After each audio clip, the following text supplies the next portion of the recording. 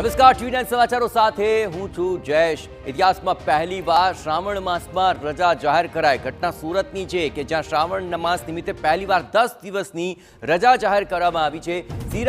સુરતના હીરા ઉદ્યોગની અંદર આ ઇતિહાસમાં પહેલીવાર રજા જાહેર કરવાની ઘટના સામે આવી રહી છે અને શ્રાવણમાં કિરણ જેમ્સ કંપનીએ 10 દિવસની રજા જાહેર કરી છે। આ 10 દિવસની રજા જાહેર કરતા હીરા ઉદ્યોગમાં ખળભળાટ મચી ચૂક્યો છે, કારણ કે કંપનીઓ પ્રોડક્શન પર કાપ ન મૂકે ત્યાં સુધી સ્થિતિ સુધરવાની શક્યતા નથી। કિરણ જેમ્સ હીરા કંપની 27 તારીખ સુધી હીરાનું પ્રોડક્શન બંધ રાખશે। ઇતિહાસમાં પહેલીવાર શ્રાવણ માસમાં મોટી કંપની દ્વારા આ પ્રકારની રજા જાહેર કરવામાં આવી છે। વધુ વિગતે વાત કરવા જોડાઈ રહ્યા છે સુરતથી સંવાદદાતા બલદેવ, આખરે 10 દિવસની રજા જાહેર કરવા પાછળનું કોઈ સ્પષ્ટ કારણ આપવામાં આવ્યું છે ખરું? જે રીતે સુરતની વાત કરીએ તો સુરત હીરા બજાર ઘણા સમયથી મંદીની અંદરથી પસાર થઈ રહ્યું છે, કારણ કે સુરત શહેરની અંદર જે મોટા પ્રમાણમાં જે ઉદ્યોગો, જે મોટી ફેક્ટરીઓ આવેલી છે તેની અંદર પણ આ મંદીની અસર છે તે ધીરે ધીરે જોવા મળી રહી છે। ત્યારે સુરતની અને દેશની જે જાણીતી કિરણ જેમ્સ જે છે ડાયમંડ કંપની છે તેમના દ્વારા જે રીતે જાહેરાત કરવામાં આવી છે કે તારીખ 18 થી લઈને 28 તારીખ સુધી 10 દિવસના શ્રાવણ મહિનાની અંદર રજા જાહેર કરી છે। એટલે ક્યાંક ને ક્યાંક જે સંકેત જે બતાવી રહ્યા છે કે હીરાની અંદર હવે ધીરે ધીરે જે મંદીનો માહોલ છે તે મોટી કંપનીઓને પણ અસર કરતો હોય તે રીતનું જાણવા મળી રહ્યું છે।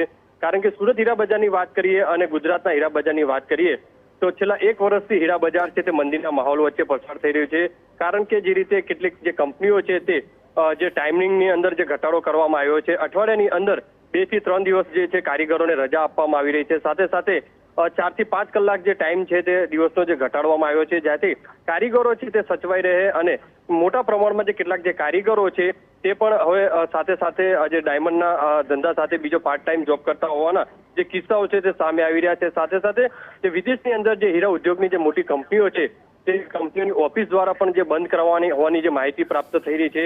એટલે આ તમામ જે અલગ અલગ જે અસરો છે તે આવનારા દિવસોની અંદર સુરત હીરા બજાર ઉપર હજી જોવા મળશે અને મોટા ઉદ્યોગકારો અને ડાયમંડના જે નિષ્ણાતો છે તે પણ કારીગરોને અપીલ કરી રહ્યા છે કે લોકો છે તે બચત કરે, ખોટા ખર્ચા ન કરે કારીગરો, કારણ કે હજુ પણ હીરા બજારની જે સ્થિતિ છે તે યથાવત રહે તેવી શક્યતા વ્યક્ત કરવામાં આવી રહી છે।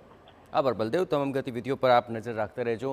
તો હાલ આ 10 દિવસની રજાથી નો ડાઉટ આખરે તમામ જે કારખાનેદાર છે તેનો પોતાનો એક તર્ક છે, પરંતુ હીરા ઉદ્યોગ સાથે જોડાયેલા લોકોને પણ આ એક મોટો ફટકો પડી શકે છે। પણ મોટી કંપની આ પ્રકારનો નિર્ણય લે ત્યારે ચોક્કસપણે તેની સીધી અસર વર્તાતી હોય છે। મંદીનું કારણ આગળ ધરવામાં આવી રહ્યું છે અને 27 તારીખ સુધી હવે હીરાનું પ્રોડક્શન આ કારખાનામાં નહીં થાય।